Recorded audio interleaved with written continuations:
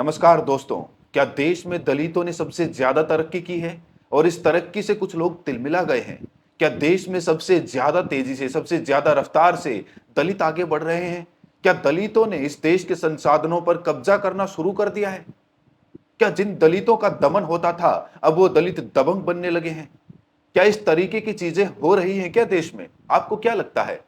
मुझे तो यही लगता है कि शायद इस देश में दलित सबसे तेजी से, सबसे रफ्तार से और बहुत स्पीड से आगे बढ़ रहे हैं। और शायद यही वजह है कि दलितों की ये स्पीड से आगे बढ़ना कुछ लोगों का, कुछ सनातनियों को चुभने लगा है।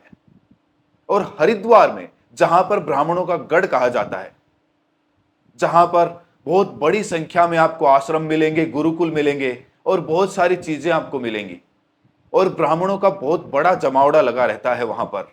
हरिद्वार में तो आपको चारों तरफ ब्राह्मण ही ब्राह्मण बहुत बड़ी संख्या में मिलेंगे। लेकिन सोचिए, जहां पर ब्राह्मण बाहुल्य हैं, जहां पर ब्राह्मण अच्छी खासी संख्या में है, बहुमत में है, वहां के ब्राह्मण आखिरकार ये क्यों कह रहे हैं कि दलितों से रक्षा कीजिए, गुहार लगा रहे हैं? वहां के ब्राह्मण आखिरकार इस तरीके की आवाज क्यों उठा रहे हैं कि उनकी रक्षा की जाए, त्राहिमाम त्राहिमाम? तो आज इस वीडियो में मैं बहुत सारी चीजें बताने वाला हूं। अगर आपने इस चैनल को सब्सक्राइब नहीं किया है तो बुद्धा इंस्पायर्ड को सब्सक्राइब करिए। इसके पहले आपने देखा था कि एटा में दलितों ने ठाकुरों की कलश यात्रा रोक दी थी। उसके बाद काफी बवाल हुआ था। उसके बाद बुलंदशहर में, जहां पर दलित आबादी, दलित बाहुल्य क्षेत्र था, वहां पर अहीर रेजिमेंट का बोर्ड लगा था। पुलिस से शिकायत करके दलितों ने वहां से बोर्ड हटवाया था। और अब इसके बाद हरिद्वार के ब्राह्मणों की तरफ से वहां पर दलितों से मुक्ति पाने के लिए गंगा स्नान किया जा रहा है। यह अपने आप में बहुत चौंकाने वाली बात है, अचरज करने वाली बात है। तो मैं आपको इस खबर के डिटेल में लेकर चलता हूं और बताता हूं कि आखिरकार दलितों से मुक्ति पाने के लिए क्यों कर रहे हैं हरिद्वार में गंगा स्नान। सबसे पहले शुरुआत करते हैं कि स्वामी स्वरूपानंद के बारे में बताते हैं, तब आप पूरी खबर समझ पाएंगे। स्वामी स्वरूपानंद का पूरा परिचय सुनिए।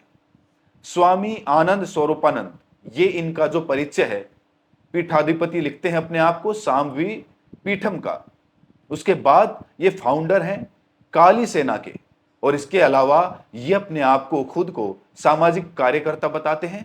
और इसके अलावा अपने आप को प्रेसिडेंट बताते हैं शंकराचार्य परिषद, यानी कि शंकराचार्य की जो परिषद है उसके ये पीठाधीश्वर हैं, प्रेसिडेंट, अध्यक्ष हैं। अब आप सोचिए कि इनका पद कितना ऊंचा है। शंकराचार्य को हिंदू धर्म की सबसे बड़ी पदवी माना जाता है। जो हिंदू धर्म में शंकराचार्य होते हैं उनको सबसे श्रेष्ठ पदवी माना जाता है।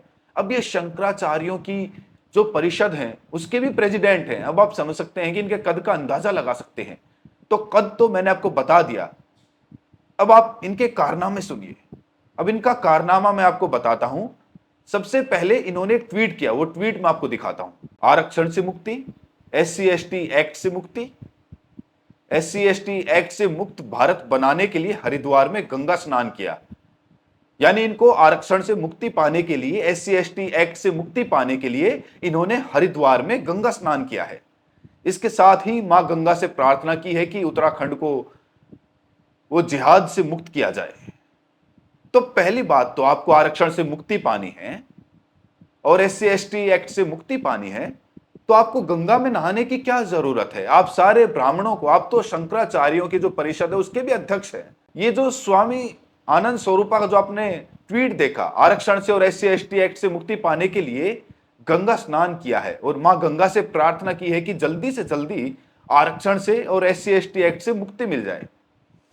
लेकिन अनुसूचित जातियां जो कई सदियों तक हिंदू धर्म में एकदम अंतिम पायदान पर पड़ी रही, और सामाजिक तौर पर बीच बीच में कई सारे काम भी हुए उनके सशक्तिकरण को लेकर, लेकिन बाबा साहेब डॉक्टर अंबेडकर ने एक कानूनी दायरा निर्धारित किया, कानूनी तरीके से एक जाति को सशक्त बनाने के लिए, ताकि वो मुख्य धारा में आ सके। और अक्सर जब आप देखते होंगे कई सारी सनातन धर्म, हिंदू धर्म की जो बैठकें होती हैं, वहां पर चर्चा होती है हिंदू एकता को लेकर। तो हिंदू एकता कैसे आएगी अगर हिंदू धर्म के सारे लोग वो बराबरी का अनुसरण करें, सारे लोग आर्थिक रूप से सशक्त हों, मजबूत हों, और हिंदू धर्म के सभी लोगों में आपसी भाईचारा, एकता हो, तो यही सब चीजें समाज को एक सूत्र में बांध सकती हैं। लेकिन अगर आप अपने ही धर्म वालों को, अपने ही धर्म के लोगों को उनकी आर्थिक सशक्तिकरण को लेकर जो कानून की तरफ से आरक्षण मिला है, या फिर उनके बचाव को लेकर उनके ऊपर हिंसा ना हो, उनको जो है एक तरीके से कानूनी सुरक्षा दी जा सके, उसको लेकर जो एक्ट बना है आप उसको खत्म करने की बात कर रहे हैं। तो ऐसे में सवाल उठता है कि हिंदू एकता फिर कैसे कायम होगी।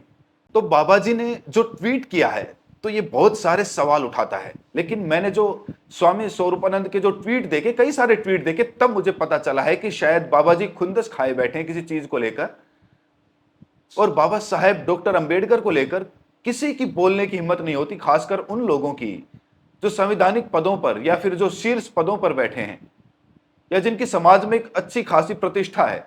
बाबा साहेब अंबेडकर को लेकर इस तरीके की कोई भी ओछी हरकत नहीं करता है। अभी हाल ही में एक सोशल मीडिया पर कुछ लोगों ने ट्रेंड चलाया था और उसी ट्रेंड का, उसी भेड़ चाल का बाबा भी शिकार हो गए। अब बाबा ने जो ट्वीट किए वो मैं आपको दिखाता हूं। बाबा ने संविधान को लेकर के भी एक विवादित पोस्ट किया है अपने ट्विटर पर, और ये भी आप देख लीजिए। संविधान निर्माता डॉक्टर बीएन राव साहब तो अब जनता के दिलों के बाद लोगों के ऑफिस तक पहुंचने लगे हैं। बेंगलोर के एक बड़े उद्योगपति श्री विजय रेड्डी जी ने ये चित्र भेजा है और हमें बताया है कि लगभग 1100 चित्र उन्होंने अलग अलग कार्यालयों में भेजकर लगवाए हैं। संविधान निर्माता डॉक्टर बीएन राव साहब की तो अब क्रांति आ गई है। एक बात नोट कर लीजिए, आने वाले चुनावों में संविधान निर्माता डॉक्टर बीएन राव साहब के सम्मान पर वोट होगा। तो बाबा साहेब डॉक्टर भीमराव अंबेडकर जो कि संविधान निर्माता हैं, ड्राफ्ट कमेटी के चेयरमैन थे और संविधान निर्माता के सभा के जो सलाहकार थे, एडवाइजर, जो सलाह देने के लिए जिनको रखा गया था, मैंने इस पर एक विस्तृत वीडियो भी बनाया था कि किस तरीके से जब भारतीय संविधान के सलाहकार थे उसी समय बर्मा की सरकार का जो संविधान बना था, वहां भी वो एडवाइजर थे उस कॉन्स्टिट्यूशन कमेटी में। तो फिलहाल दिक्कत इससे नहीं है कि सोशल मीडिया पर अगर कोई छोटे मोटे या कोई हल्का आदमी इस तरीके की टिप्पणी करे तो उसको नजरअंदाज किया जाता है, लेकिन समाज में जब प्रतिष्ठित लोगों की तरफ से इस तरीके की महापुरुषों की प्रतिष्ठा धूमिल की जाए, या फिर जो संवैधानिक ढांचा बना हुआ है, आरक्षण एक संवैधानिक अधिकार है, SC ST एक्ट एक संवैधानिक अधिकार है, तो ये सब जो भारतीय संविधान से लोगों के जो मौलिक अधिकार हैं, वंचित तबके को मिले हुए हैं, उन पर कोई चोट पहुंचाता है या उन चीजों को लेकर समाज में कोई भ्रम की स्थिति पैदा करता है, तो कई सारे सवाल उठते हैं। अनुसूचित जाति के लोग और काफी सारे लोग स्वामी स्वरूपानंद के आश्रम में जाते होंगे, बाबा जी से अपने जीवन में जो कष्ट है उनको दूर करने के लिए गुहार लगाते होंगे। अब बाबा जी के मन में इस तरीके का बवाल चल रहा है, वो शायद उनको नहीं पता होगा, तो स्वामी स्वरूपानंद की तरफ से सोशल मीडिया पर ये सब रायता फैलाया गया है। इसको बहुत सारे लोग लिख रहे हैं कि ये जो स्वामी स्वरूपानंद हैं ये कोई पीके तो नहीं है। उम्मीद अगर पीके होंगे तो उतरेगी जब सही रास्ते पर आ जाएंगे। या फिर कुछ लोग कह रहे हैं कि बाबा गलत संगत में पड़ गए होंगे, बाबा को किसी ने भटका दिया होगा या फिर व्हाट्सएप यूनिवर्सिटी का शिकार हो गए होंगे। तब भी उम्मीद है कि बाबा को किसी ने बहकाया होगा, तो भटकते भटकते ही सही लेकिन सही रास्ते पर आ जाएंगे। तो उम्मीद यही है कि स्वामी स्वरूपानंद जो सोशल मीडिया पर इस तरीके से समाज में एक कहीं ना कहीं भ्रम और समाज में एक विद्रोह पैदा करने की कोशिश कर रहे हैं, टकराव की जो स्थिति, तनाव की स्थिति पैदा कर रहे हैं, इन सब चीजों पर रोक लगाएंगे। फिलहाल आप क्या सोचते हैं इसके बारे में कमेंट्स में हमें जरूर बताएं। तो मिलता अगली वीडियो में, तब तक के लिए अपना ख्याल रखें।